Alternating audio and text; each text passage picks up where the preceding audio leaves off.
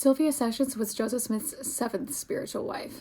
Sylvia was one of 3 children that survived of her parents, David and Patty Sessions.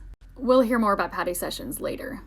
Sylvia joined the Saints with her family, who converted in 1834. After making the trek from Maine to Missouri and building a new home with her parents in Far West, she was married at the age of 19 to Windsor P. Lyon. Joseph Smith performed the ceremony. Windsor practiced medicine as an army physician. Shortly thereafter, they fled Missouri for Illinois with the rest of the Mormons. Her brother once said, "The weather was cold and we had to tent by the way. This tired our souls.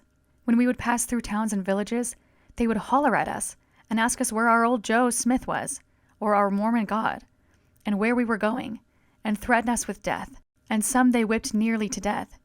Here women and children traveled on foot until they wore their shoes out and went barefoot when you could track them by blood on the prairies." Windsor, Sylvia's husband, was the first to construct a major building in Nauvoo. One side was their home, and the other was his mercantile and drug business. You know what would be really cool?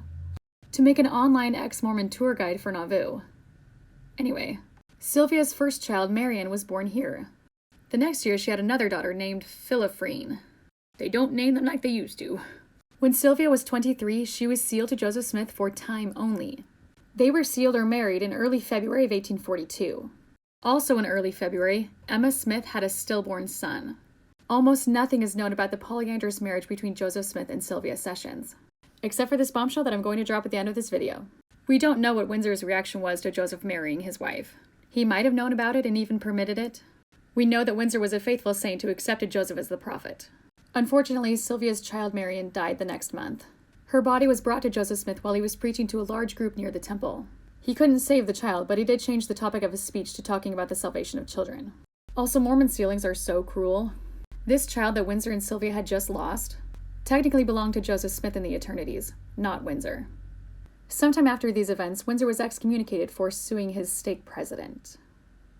Windsor passed away in 1846 from tuberculosis. He was a polygamist at the time. He had taken on a second wife. When Windsor died, Sylvia wrote to her brother in Utah to come and collect her and the children to join the Saints. However, upon his arrival in 1849, he found that she was just about to get married to a non-Mormon named Ezekiel Clark. Her brother was disappointed, but gave her away to her husband. Sylvia and Ezekiel had one child together. Sylvia's Lyon children did not live long. The only child that survived of Windsor Lyon was Josephine Lyon. Ready for the bombshell? People often wonder if Joseph Smith had sexual relationships with his polyandrous wives. People also assume that if Joseph was sealed to women for a time only like he was with Sylvia, then of course they didn't have sexual relations.